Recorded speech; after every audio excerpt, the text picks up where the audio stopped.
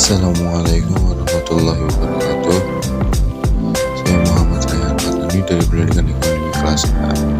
Di sini saya akan mengerjakan tugas saya, yaitu tugas ujian akhir semester dari mata kuliah pengantar ekonomi bisnis.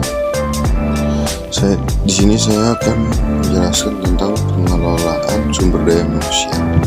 Pengertian sumber daya manusia atau SDM.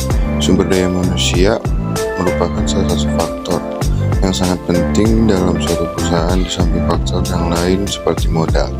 Oleh karena itu, SDM harus dikelola dengan baik untuk meningkatkan aktivitas dan efisiensi organisasi. Ini adalah salah satu fungsi dalam perusahaan yang dikenal dengan manajemen sumber daya manusia. Manajemen sumber daya manusia yang sering juga disebut dengan manajemen personalia oleh para penulis didefinisikan secara berbeda.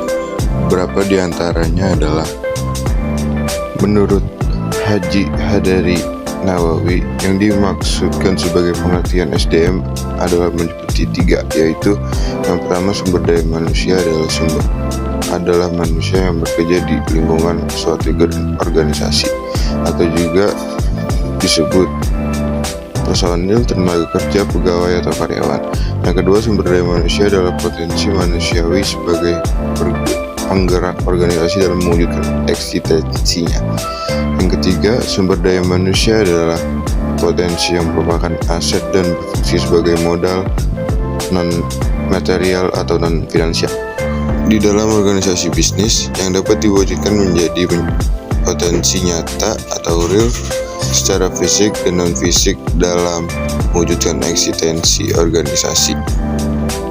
Faktor sumber daya manusia.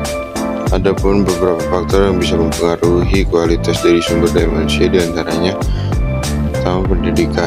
Pendidikan yang baik itu dapat menghasilkan juga sumber daya manusia yang baik. Jadi betapa pentingnya pendidikan dalam menghasilkan sumber daya yang berkualitas serta memiliki daya saing. Sumber daya manusia yang berkualitas tersebut dapat meningkatkan produktivitas di dalam bekerja sehingga tujuan dari sebuah organisasi pun bisa dengan mudah untuk tercapai. Umumnya, negara-negara maju itu memiliki tingkat pendidikan yang baik. Yang kedua, lingkungan. Lingkungan sangat berpengaruh di dalam bentuk karakter manusia.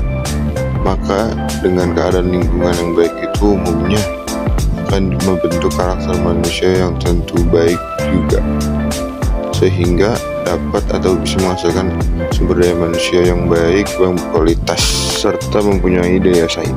Fungsi sumber daya manusia: perencanaan, yang kedua perorganisasian, pengarahan dan pengadaan, pengendalian, pengembangan dan kompensasi. Prinsip sumber daya manusia. Ada 3 prinsip dalam pengelolaan manajemen sumber daya manusia, yaitu yang pertama, orientasi pada pelayanan dengan berupaya memenuhi kebutuhan dan keinginan sumber daya manusia, di mana kecenderungannya sumber daya manusia yang puas akan selalu berusaha memenuhi kebutuhan dan keinginan para konsumennya. Kedua, membangun kesempatan terhadap sumber daya manusia untuk berperan aktif dalam perusahaan dengan tujuan untuk menciptakan semangat kerja dan memotivasi sumber daya manusia agar mampu menyelesaikan pekerjaan dengan baik. Yang ketiga, mampu menemukan jiwa entrepreneur sumber daya manusia perusahaan yang mencukup.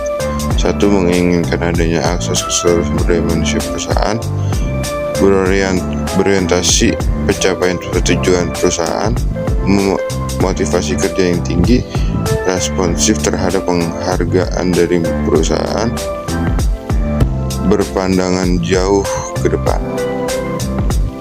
Manfaat sumber daya manusia. Yang pertama, perusahaan dapat memanfaatkan sumber daya manusia yang sudah ada secara baik.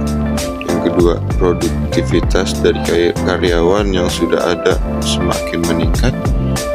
Yang ketiga, penentuan kebutuhan tenaga kerja atau karyawan. Yang keempat, penanganan informasi ketenaga kerjaan. Yang kelima, penelitian. Terima kasih. Saya Muhammad Rian Fatoni. Wassalamualaikum warahmatullahi wabarakatuh.